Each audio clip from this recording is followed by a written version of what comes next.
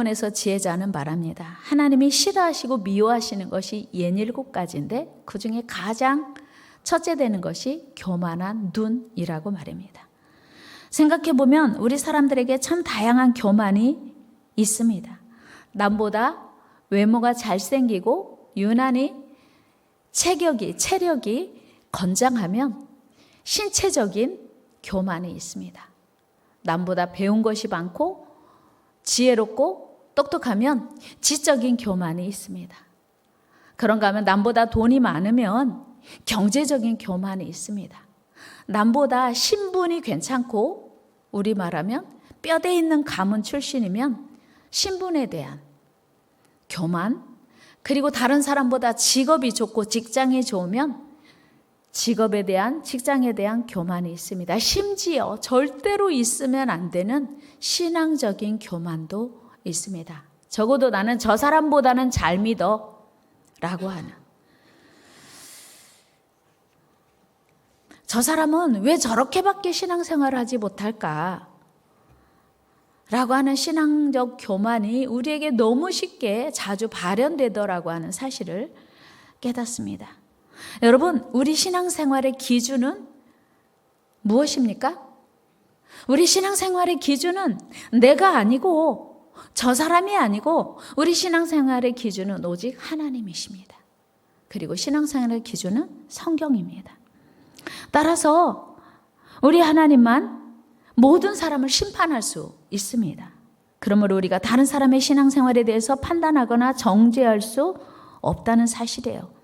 물론 주님의 마음으로 다른 사람의 연약한 신앙을 권면하고 위로하고 일으켜 세울 수 있습니다. 그러나 우리가 다른 사람의 연약함을 판단하거나 정죄하거나 비난할 수 없다고 하는 사실이에요. 그런데 우리는 너무 쉽게 다른 사람을 비난하고 판단하고 정죄하다라고 하는 거예요. 이게 바로 교만이라고 하는 거예요. 오늘 말씀 들으면서 저와 여러분들 안에 있는 교만이 다 사라지기를 주의 이름으로 축복합니다. 왜요? 교만은 하나님이 싫어하시고 미워하시는 것이고 교만은 멸망의 지름길이기 때문이에요. 잠언 16장 18절 말씀 읽어요. 시작. 교만은 패망의 선봉이요 거만한 마음은 넘어짐의 앞잡이이니라. 교만하면 결국은 망하고 결국은 넘어지더라고 하는 거예요. 여러분, 왜 우리 하나님은 교만을 싫어하시고 미워하실까요? 교만은 하나님의 성품이 아니고 마귀의 속성이기 때문이에요.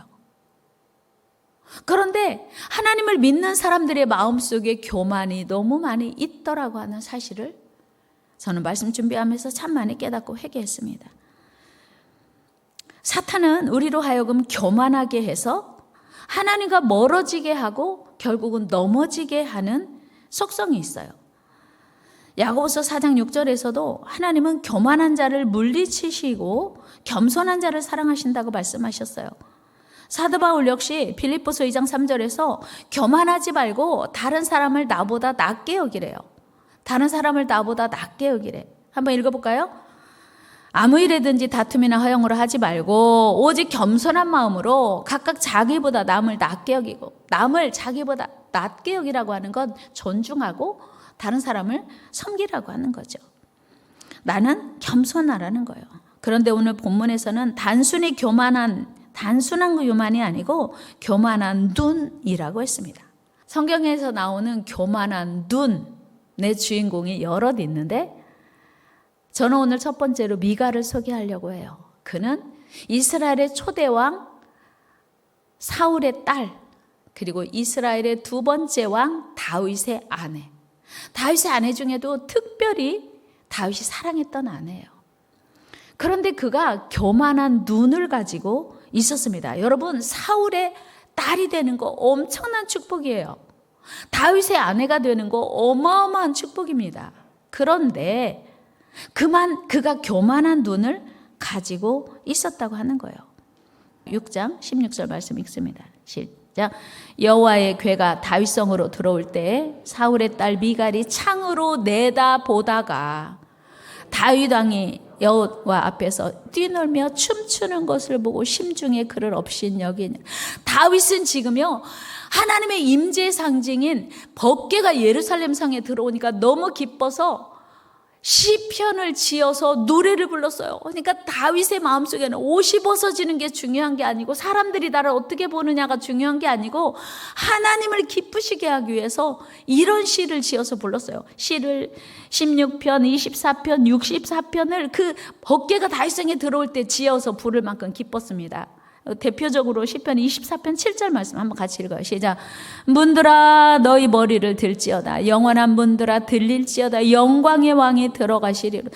예루살렘에 하나님의 법궤가 들어올 때 문들아 머리 들어라 막 찬양하면서 기뻐하면서 막 다윗이 저절로 속에서 찬양이 나오면서 영원한 왕 하나님이 들어가신다고 그렇게 기뻐했는데 미갈은 지금 그 춤추는 모습을 하나님 앞에서 춤추는 다윗으로 본 게 아니고 지금 옷이 벗겨지도록 추태를 부리는 다윗을 보고 있었다는 것이에요.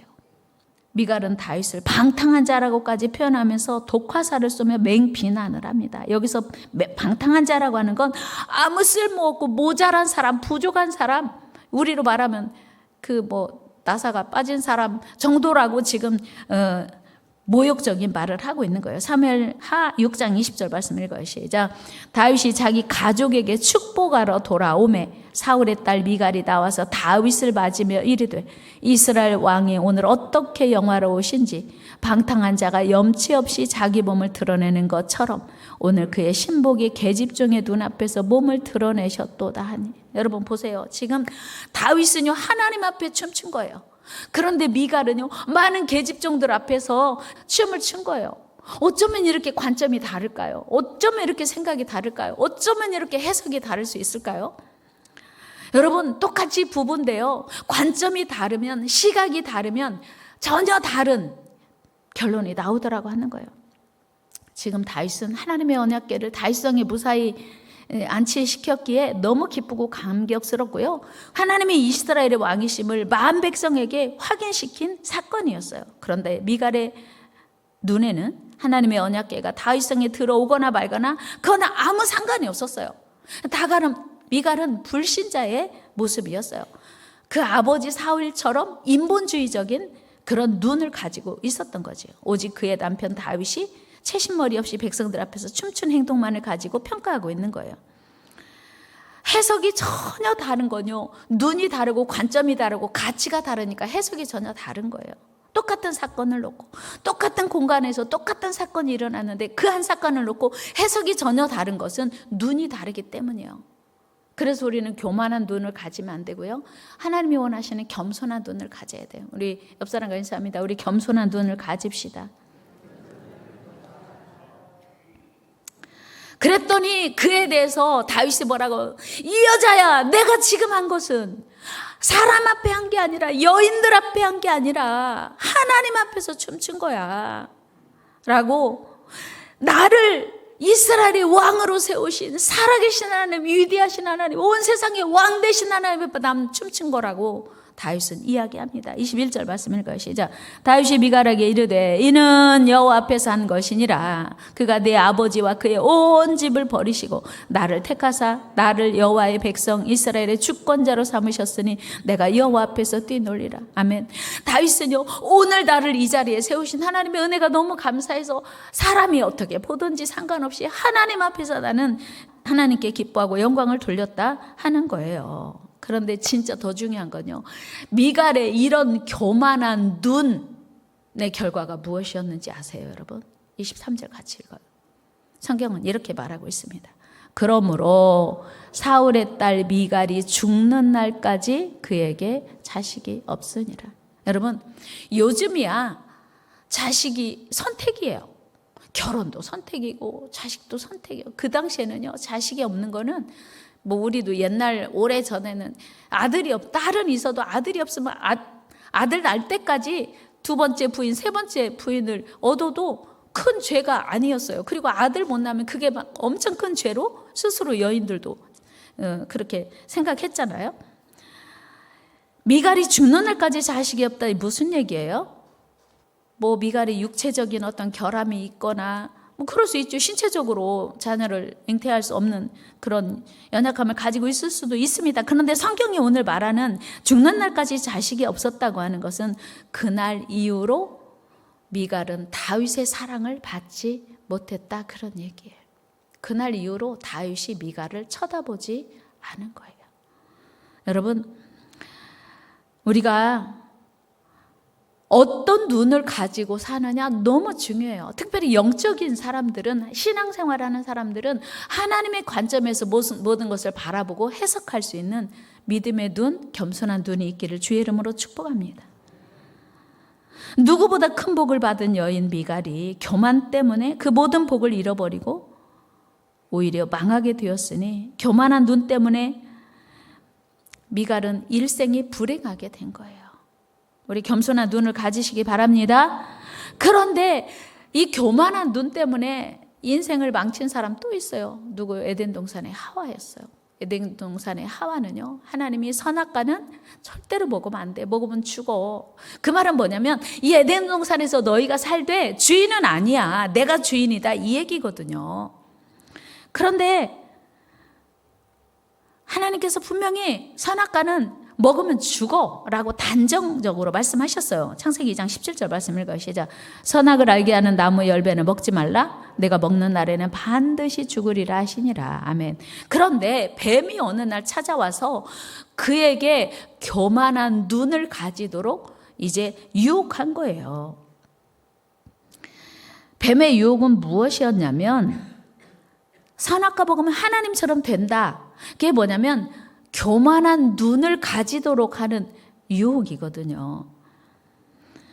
하와가 뱀의 유혹을 받은 이후에 선악과를 보니까 보암직도 하고 먹음직도 하고 지혜롭게 할 만큼 탐스러웠대요. 우리 창세기 말씀 읽어볼까요? 3장 시작. 뱀이 여자에게 이르되 너희가 결코 죽지 아니하리라. 너희가 그것을 먹는 날에는 너희 눈이 밝아져 하나님같이 되어 선악을 알 줄 하나님이 아심이니라. 뱀은 하와에게 교만을 부추기고 충동질했어요. 여러분, 우리가 분명히 기억하고 잊지 말아야 할 것이 있습니다. 그것은 무엇입니까? 하나님이 우리의 창조주예요. 하나님이 우리의 주인이에요. 다 같이 하나님이 우리의 주인이시다. 하나님이 우리의 왕이시다. 그렇습니다. 우리는 하나님의 피조물이에요. 절대 내 생명도 내가 주인 아닙니다. 그런데 지금 뱀이 하와에게 하나님과 동등하게 될 수 있는 길이 있다고 말하고 있는 거예요. 유혹하고 있는 거예요. 교만심을 자극한 것입니다. 하와가 그 말을 듣고 선악과를 바라보니 그 나무는 정말 먹음직스럽고 보암직스럽고 지혜롭게 한 만큼 탐스러웠대요. 여러분, 실제로 뱀의 말대로 하나님이 금하신 선악과를 먹고 나니까 이전의 눈이 아닌 전혀 다른 눈이 됐어요. 7절 말씀 같이 한번 읽어볼까요? 7절 시작. 이에 그들의 눈이 밝아져 자기들이 벗은 줄을 알고 무화과 나무 잎을 엮어 치마로 삼았더라. 눈이 밝아졌어요. 이건 교만한 눈이 열린 거죠. 이건 불행이었어요.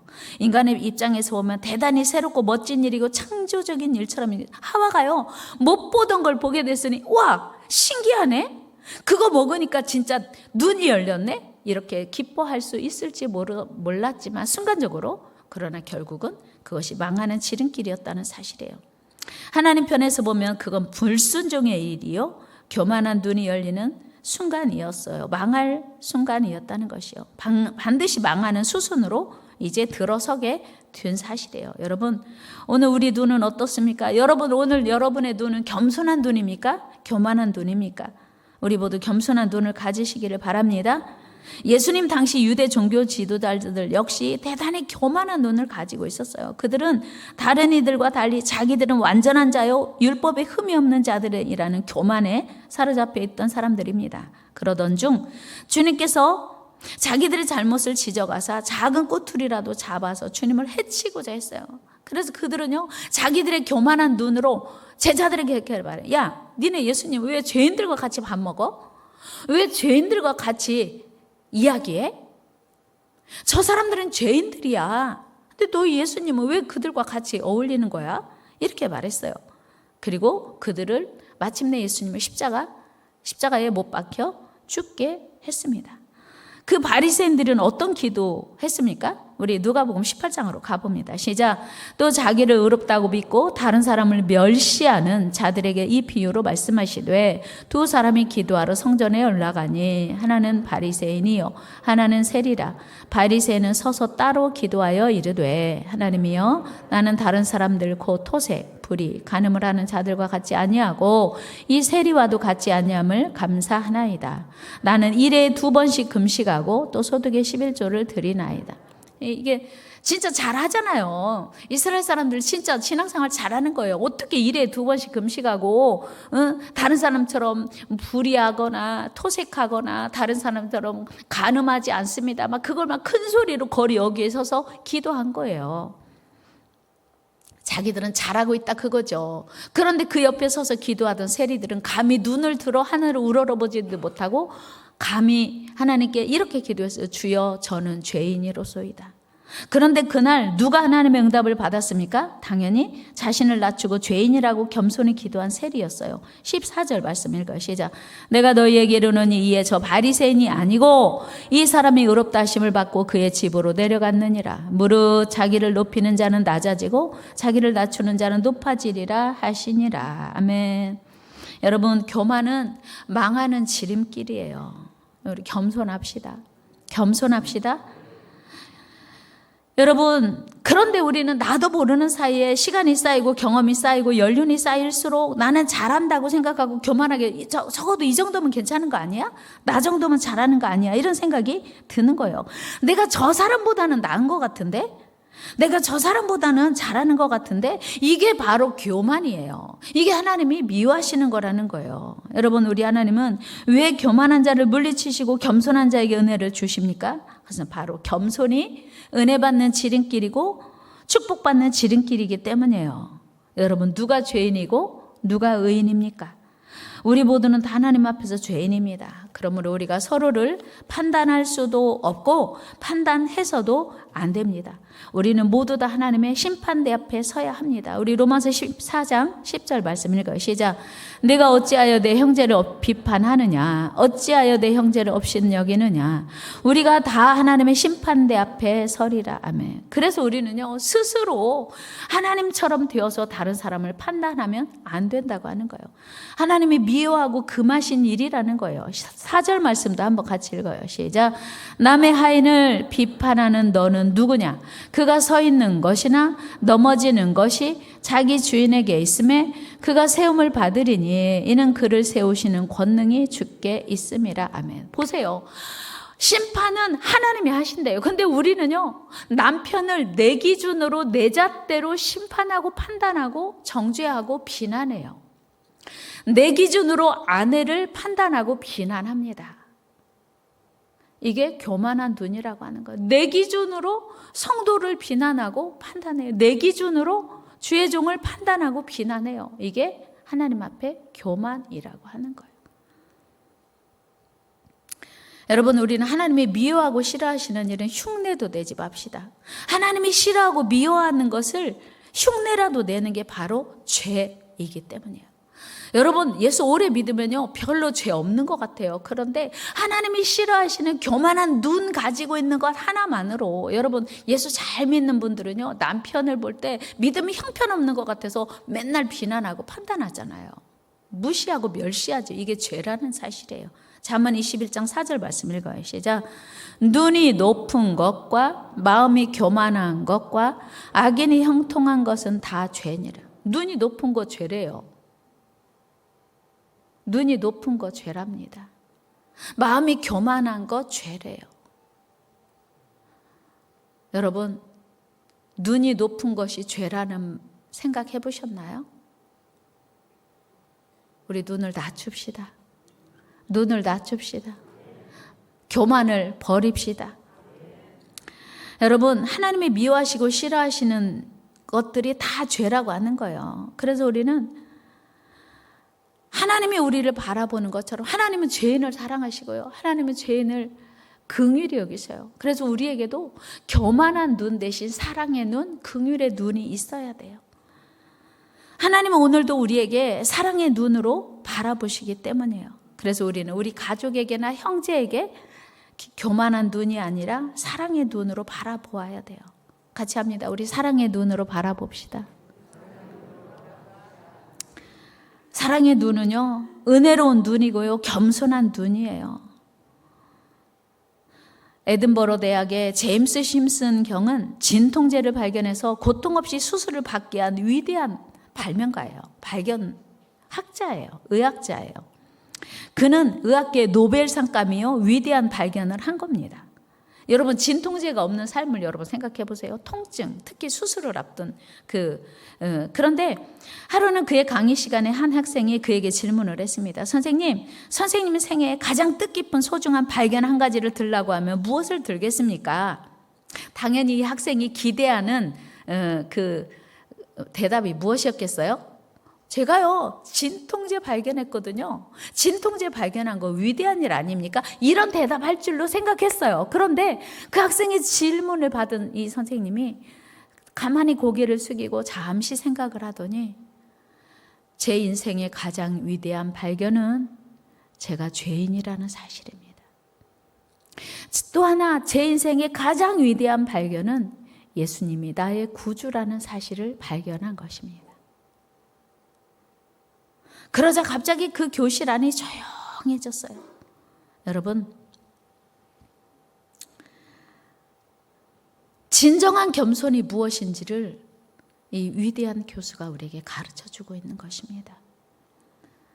여러분, 베들레헴에 가면 예수님 탄생교회가 있습니다. 예수님이 탄생했던 그 자리를 기념해서 교회를 세웠는데 문이 하나밖에 없대요. 그런데 그 하나밖에 없는 문이 너무 낮고 좁은 거예요. 그러니까 많은 사람이 그 예수님 탄생교회를 방문하려면 고개를 숙이고 무릎을 꿇어야 그 곳을 방문할 수 있는 거예요. 그때 어떤 방문자가 물어봤대요. 왜 예수님 탄생교회를 들어가려면 이 문이 하나밖에 없어요? 그리고 그 문이 왜 그렇게 낮아요? 그러자 그 해설가가 이렇게 말했대요. 예수님을 보려면 자신을 낮추어야 볼 수 있습니다. 예수님을 보려면 오직 한 문으로 들어가야 만날 수 있습니다. 천국은 겸손한 자만이 들어갈 수 있습니다. 천국은 무릎으로 기어서 올라가야 하는 곳입니다. 겸손과 섬김으로만 들어갈 수 있는 곳입니다. 여러분, 우리 모두 하나님이 미워하시는 교만을 버리고 겸손의 왕이신 주님을 따라가는 저와 여러분 되기를 축복합니다. 제가 말씀 준비하면서 생각해 보니까 목회자들이 가장 교만한 눈을 가지고 있더라고요. 다 성도들보다 성경을 좀 더 많이 안다는, 또 신앙생활을 좀 더 많이 했다는 이유로 그 경험과 기준으로 성도들을 평가하고 판단하는 거예요. 이걸 하나님 과연 기뻐하실까요? 생각했고요. 교회 안에 오래 믿은 리더들이, 지도자들이 오래 믿을수록 더 많은 기준을 가지고 나 정도는 괜찮다는 생각으로 잘 믿는다고 사람들이 생각하는 사람일수록 더 교만해질 수 있겠다, 그런 생각했습니다. 사랑하는 여러분, 예수님은요, 죄가 없으셨는데 한 번도 교만의 눈을 가지신 적이 없어요. 십자가에 달려 죽으시면서까지 예수님은 생색낸 적도 없어요. 내가 죽는 건 내 죄 때문이 아니야, 너희들의 죄 때문이야 라고 말씀하신 적도 없어요. 제가 오늘 이 말씀 준비하고 전하면서 가장 많이 회개해야 할 사람이 저인 것을 깨달았고요. 우리 모두가 하나님 앞에서 하나님이 미워하시는 것이 67가지인데 그 중에 첫 번째가 교만한 눈이라고 하는 건, 교만한 눈을 가지면요, 우리 입에서 비난이 많이 나오고요, 판단과 정죄가 많이 나오고 다른 사람을 무시하고 멸시하기 너무 쉽겠다 싶은 생각을 한 거예요. 이 시간 우리 철저히 자신에게 있는 교만한 눈을 발견하시고 주님 앞에 더 겸손히 나아가는, 그리고 주님이 가장 기뻐하시는 사랑의 눈으로 모든 사람을 대하는 은혜가 오늘 이 아침에 여러분들에게 임하기를 주의 이름으로 축복합니다.